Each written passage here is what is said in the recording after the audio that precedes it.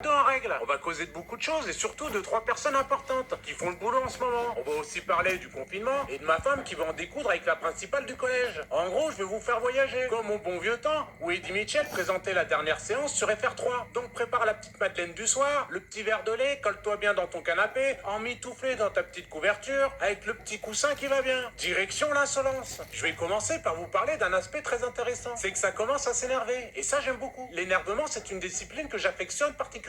La sainte colère. Ça me rappelle Jésus avec les marchands du temple. C'est mon passage préféré dans la Bible. J'aurais été là à l'époque quand Jésus distribuait des coups de fouet. Je lui aurais dit, vas-y cri-cri, je les termine à coups de latte par terre. Ma femme serait allée donner un coup de main à Marie. Je peux te garantir que c'est pas Jésus qu'on aurait vu sur la croix, mais les pharisiens. Bon, ça aurait fait capoter le projet final. On aurait terminé aujourd'hui sur du chemin de clé de bras plutôt que sur des chemins de croix. Mais bon, apparemment, le bon Dieu, il a quand même bien calculé son coup. On devrait quand même gagner à la fin. Bref, pour en revenir à l'énervement, la sainte colère légitime, niveau apôtre, on en a 2-3 en France qui normalement sont d'un calme olympien, mais qui commencent à s'énerver très sérieusement. Ça va vous montrer que les choses évoluent et plutôt du bon sens. Rien n'est gagné, mais quand même, ça se bouge les miches. Et on va commencer avec cette interview du professeur Perron complètement en roue libre sur Sud Radio, en appelant les Français à se révolter. Et il faut comprendre que le gars, c'est son métier de trifouiller du virus. Donc quand il te dit que les tests PCR, c'est totalement bidon, je reprends ses mots. Qu'en Italie ou en Allemagne, ils sont à 20 cycles et qu'il n'y a pas d'explosion d'épidémie, en France, on est à 40-45 cycles. C'est complètement débile sur le plan scientifique, car ça crée des millions de faux positifs. On est d'accord que Perron, il connaît son boulot. C'est pas un manchot qui fait du ping-pong. Donc lui, ça l'énerve, forcément. C'est comme si tu me disais que dans la truffade, faut rajouter de l'emmental. Ça mérite l'octogone, je te le dis direct. On ne plaisante pas avec ça. Et il continue en disant, on est en train de verrouiller la démocratie, nous sommes en état d'urgence permanente,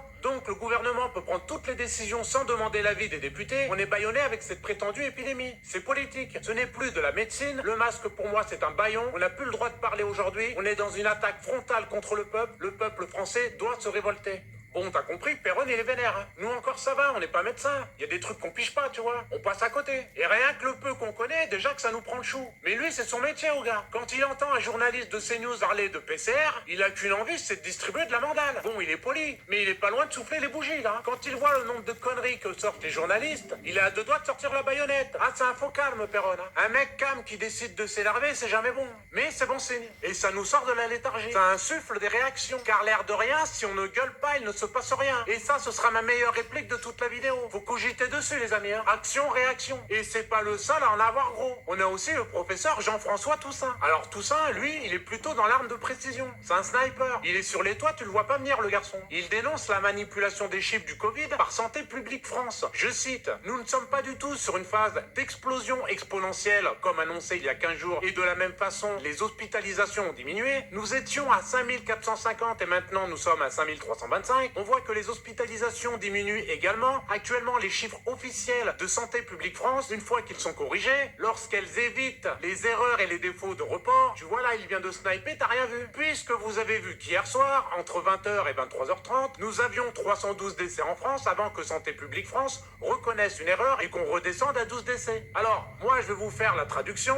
Il dit, une fois que vous aurez arrêté de nous prendre pour des cons, bande d'incompétents, et de gruger sur les chiffres de 20h quand tout le monde est devant sa téloche en annonçant 312 décès, et que vous rectifiez à 23h30 en redescendant à 12 morts quand les Français sont sous la couette, kidnappés par un matelas molletonné de 27 cm, va falloir arrêter de nous prendre pour des billes, bande de trous du cul de sac à merde. Bon, détends-toi, il a pas dit ça comme ça, Jean-François. Il a une image, il sait se tenir. T'as compris que là, c'est une traduction toute personnelle. C'est pas Google Trad, c'est à ma sauce. J'ai un peu salé le plat. Mais si tu regardes bien, on dit la même chose. Bon, j'en ai peut-être un peu rajouté à la fin, mais voilà, j'ai le goût de la succulence et le palais de l'esquis. Quand ça papille, j'en ai les yeux mouillants. On se refait pas. Bref, on a aussi Laurent Toubiana. Il est du genre taquin, voire très très taquin. Alors lui, il en a plein le cul de cette mascarade. Et il le fait savoir chez Morandini le plus simplement du monde, en déchirant une feuille où apparaît les chiffres de contamination du Covid. Si tu veux, Toubiana, au départ, il dirige un institut de santé qui s'appelle l'IRSAN, qui recueille les données des médecins, puis grâce à l'aide d'experts issus du monde de la santé, il propose des cartes, des graphiques et des analyses sur l'évolution des épidémies. Grippe, bronchiolite, gastroentérite, Covid, tout ce que tu veux. Donc faut piger que le mec, les chiffres, les abscisses et les ordonnées, il connaît. Donc quand il voit les chiffres de merde mensongers hors de contexte des journalistes et du gouvernement, lui, dans sa tête, c'est Hiroshima, Nagasaki. Il en peut plus. Si ça continue encore, 2 plateaux TV, il se torche le cul avec les chiffres. Il est au bout. Toubiana, tu lui donnes pas la corde qui fait tomber la lame de la guillotine. Il attendra pas les derniers vœux du prisonnier, si tu vois ce que je veux dire. Il est chaud patate, Lolo.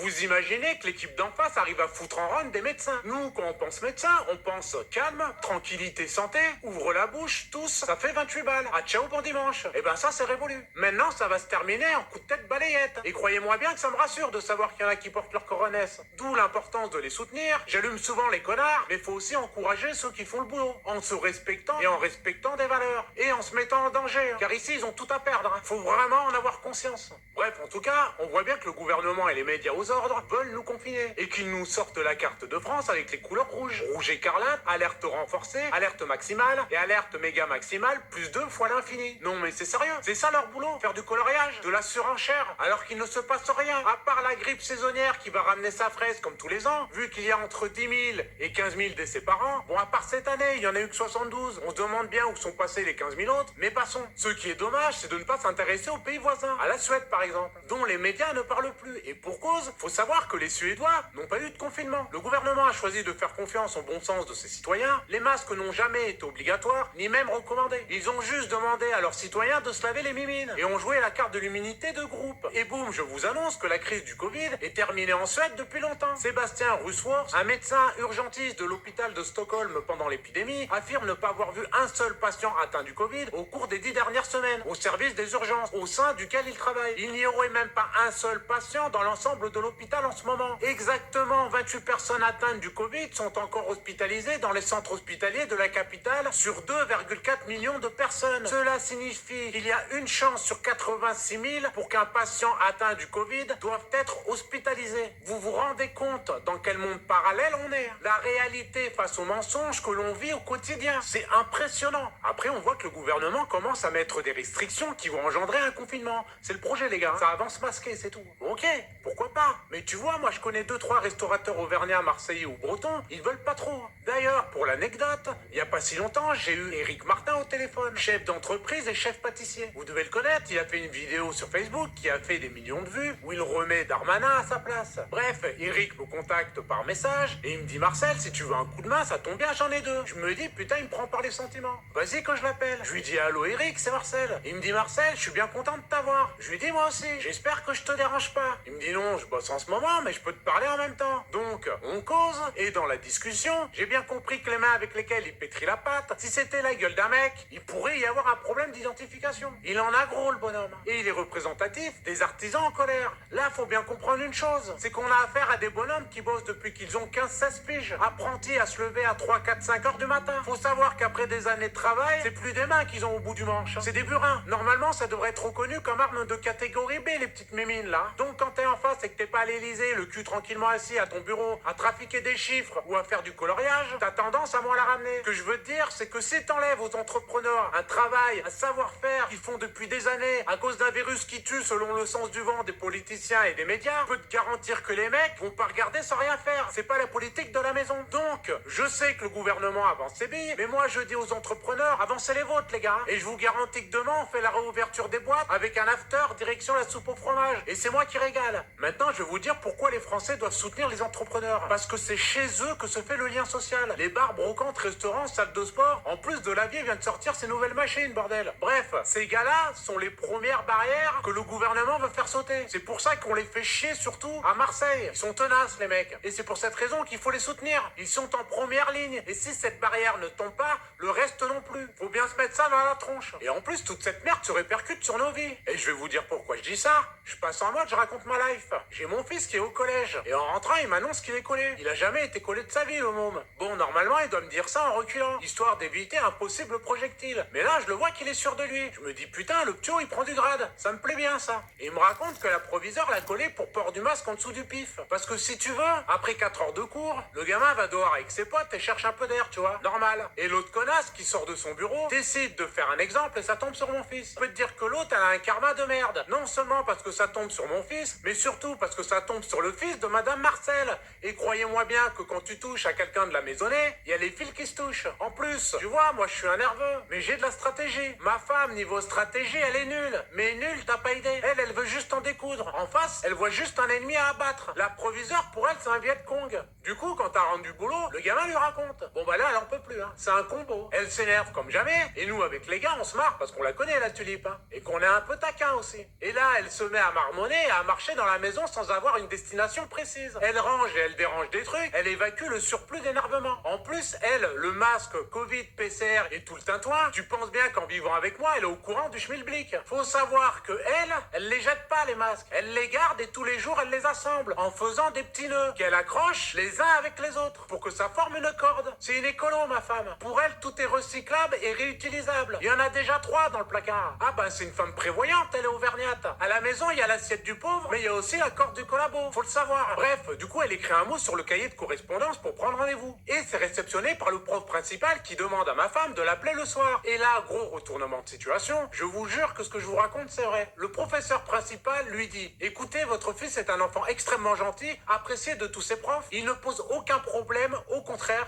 Nous sommes tous outrés concernant cette heure de colle. Donc, ce que je vous propose, c'est de dire à votre enfant que s'il croise la proviseure pour savoir s'il a fait son heure de colle, qu'il réponde oui. Mais il est hors de question que votre enfant fasse cette heure de colle. Ne vous inquiétez pas, les professeurs et le CPE du collège sont au courant. Tout le monde est d'accord. C'est pas génial? Il y a un réseau qui s'est mis en place dans le collège pour sauver le petit Marcel. C'est pas un truc de malade, ça? On se croyait en pleine résistance. Enfin bon, tu vois, mon gamin, il aime bien aller à l'école pour retrouver ses copains, qu'il connaît depuis qu'ils sont chiards, tu vois. C'est un gamin comme les autres, hein. Il est gentil, un peu chiant comme tous les ados, mais bon. Et là, on les fait chier. Mais quand je pense à la mienne de jeunesse, entre le baby-foot, le flipper, le 103 SP et les parties de foot, je me dis putain, ils sont en train de niquer la leur de jeunesse. Et ça, moi, ça passe pas. Hein. C'est pourquoi on ne peut pas rester là sans rien faire. Ils maltraitent nos enfants. Il faut montrer notre désapprobation. C'est pas possible autrement. Bref, les amis, je vais vous laisser. Dans les prochains jours, vous allez voir les intervenants sur la chaîne YouTube Le Métier en 442 que vous trouverez en lien sous cette vidéo. Ça bosse très dur en cuisine. On fait tout pour que ça sorte au plus vite. Mais là, c'est la ligne d'arrivée, les gars. Et on arrivera tous en maillot jaune. Donc préparez-vous. D'ailleurs, j'en profite pour passer un grand merci au pôle traduction au top niveau, au pôle dessin qui gratte, au pôle montage qui monte,